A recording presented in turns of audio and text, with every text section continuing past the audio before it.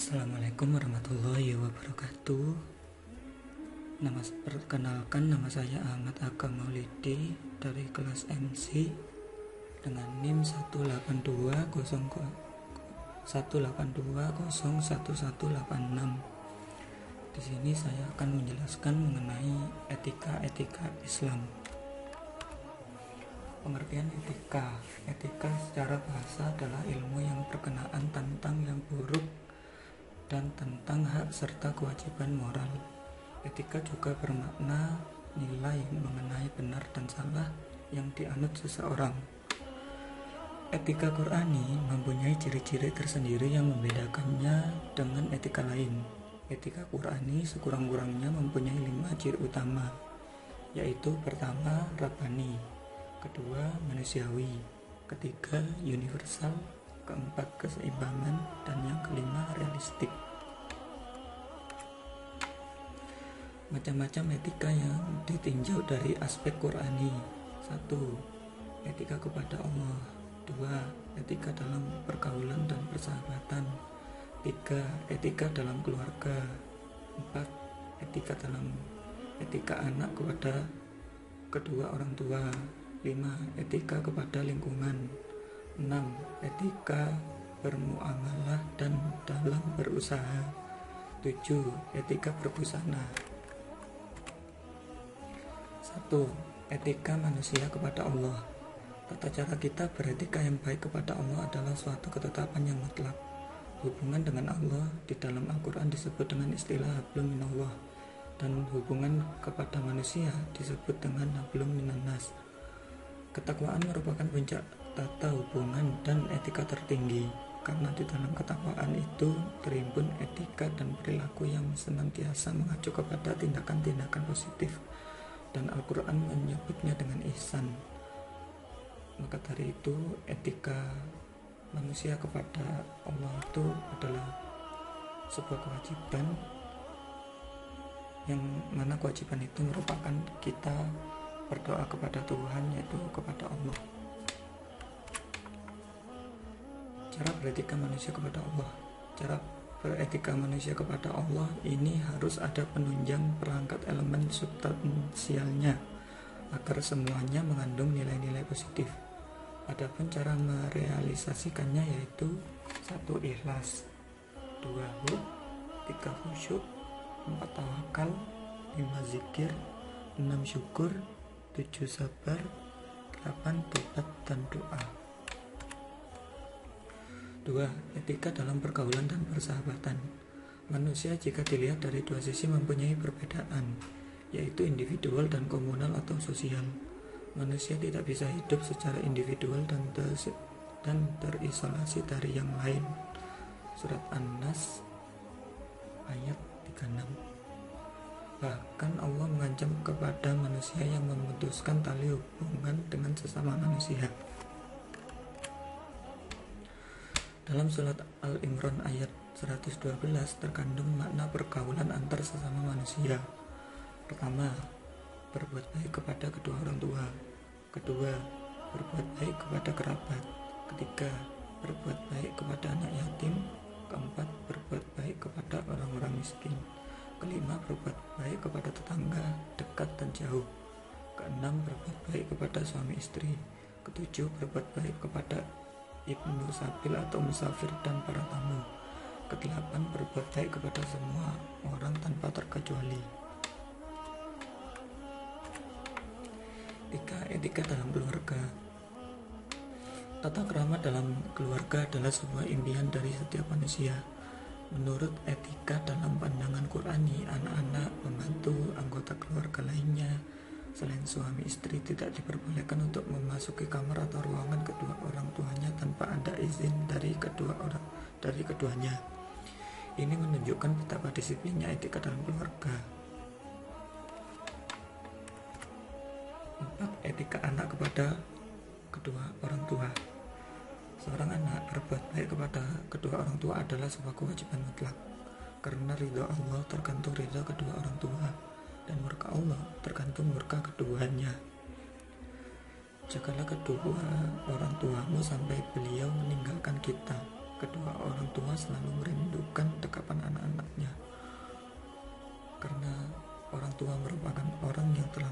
kita, membesarkan kita.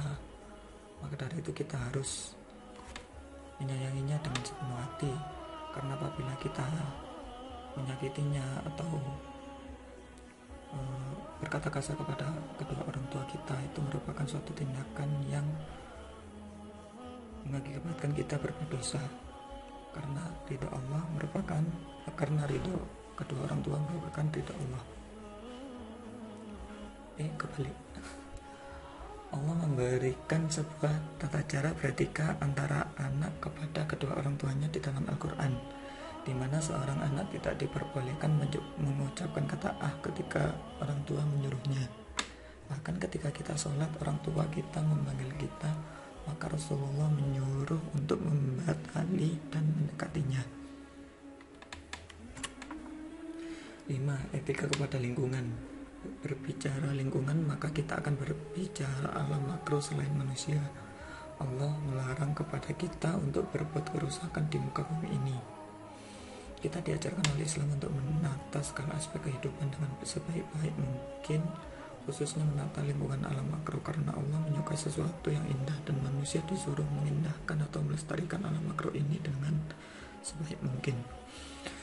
Seperti yang kita tahu, seperti contoh misalkan laut, kan kebanyakan laut itu sekarang tercemar oleh sampah-sampah yang ada di dalamnya.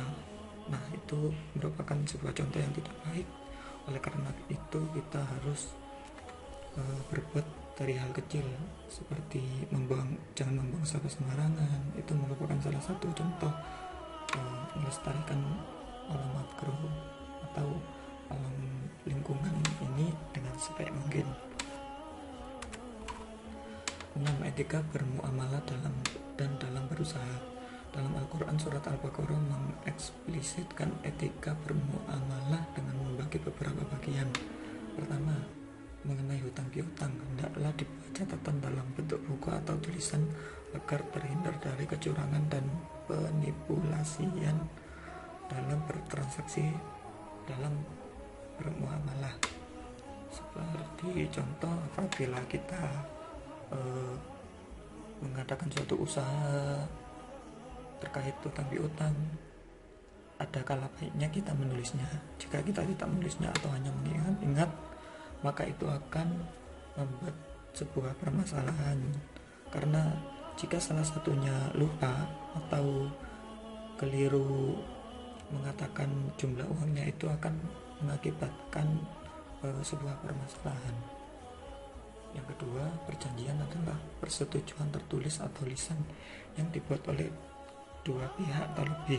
Syarat persetujuan resmi antara dua negara atau lebih di bidang politik, keamanan, ekonomi, dan sebagainya.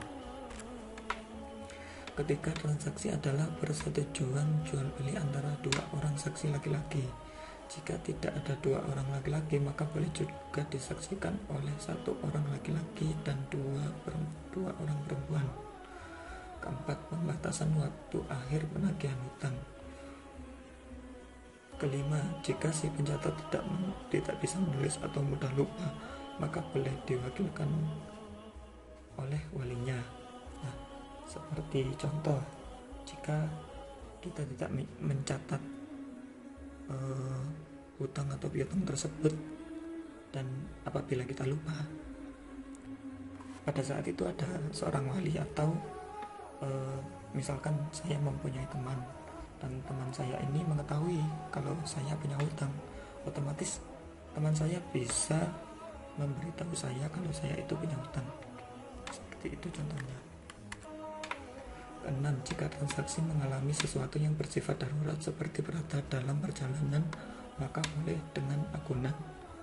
Agunan merupakan yaitu jaminan, garansi, atau tanggungan. Ketujuh, kedua belah pihak harus mempunyai sifat jujur. Jika seseorang berdusta, ia ditulis di sisi Allah sebagai pendusta. Nah, ini yang penting dalam kita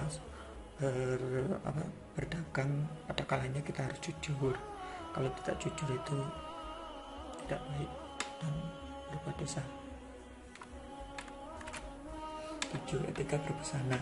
Dalam Al-Quran surat An-Nur ayat 30, Allah Subhanahu wa Ta'ala memerintahkan kepada kaum laki-laki dan kaum perempuan untuk selalu menundukkan pandangannya serta menjaga kehormatan dirinya. Kehormatan diri di sini bisa diartikan apabila seseorang menjaga busana atau pakaiannya dengan memakai pakaian yang telah ditentukan. Syarat mutlaknya oleh Allah Subhanahu wa Ta'ala tentang batas-batas aurat kaum laki-laki dan kaum perempuan. Pakaian yang tidak mengundang gairah atau keinginan seseorang untuk melakukan hal-hal yang tidak diperbolehkan.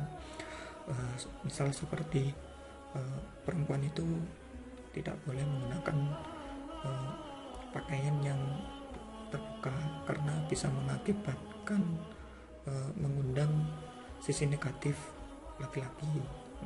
Maka karena itu ada kalanya baiknya kita harus menutup aurat, terutama untuk kaum perempuan.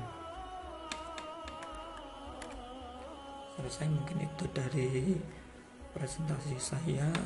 Apabila ada kesalahan kata mohon dimaafkan. Terima kasih. Wassalamualaikum warahmatullahi wabarakatuh.